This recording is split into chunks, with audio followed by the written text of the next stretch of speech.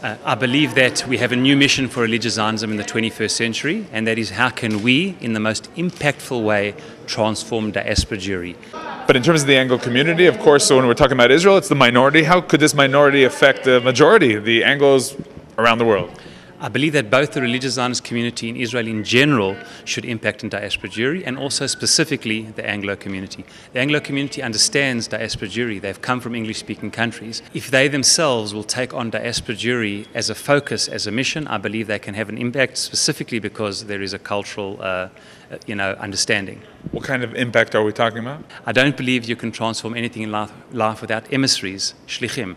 For instance, how did peripheral communities in Israel, the peripheria known in Hebrew, how were they transformed from a spiritual point of view? Through a garin Torani, a spiritual nucleus which went there. Very difficult to have an impact in diaspora Jewry if you don't go there and at least present there for a number of years to bring the love of Torah and Eretz Yisrael to them.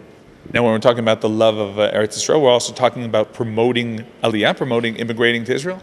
We're absolutely talking about promoting Aliyah. However, one has to understand that if one analyzes the Aliyah statistics from Western countries, they are very, very low. If one looks at North American Aliyah, 2,100 people came in the last year. And in general, there's about 2,500 to 3,000 people per year over the last 20 years. That is less than 1/10%, meaning a tiny group of Americans are making Aliyah. So I believe we have to focus on the broad community as well, obviously Aliyah, but how does one educate and inculcate a love of Eretz Yisrael and a love of Torah, which will eventually lead to Aliyah, but also lead to a deeper connection to these values.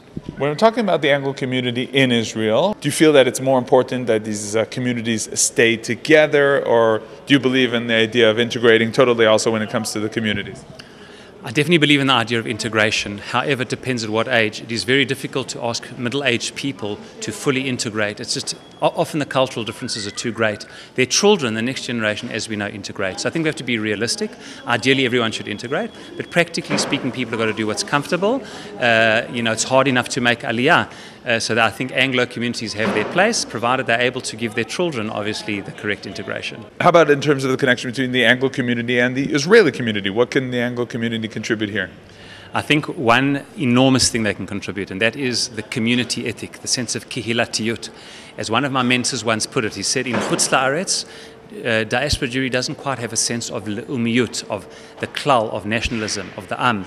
But in Israel, we don't always have a sense of kihilatiyut. One of the most amazing things there is in diaspora communities is a sense of community. The shul is not just a place where you daven. In fact, I've been back in Israel now for a year, and the shul experience is very different. It's a place where people daven. The Anglo community, the shul is a Beit Knesset. It's a place of gathering. It's really the focus of the community. And I think a sense of kihilatiyut would be an important thing.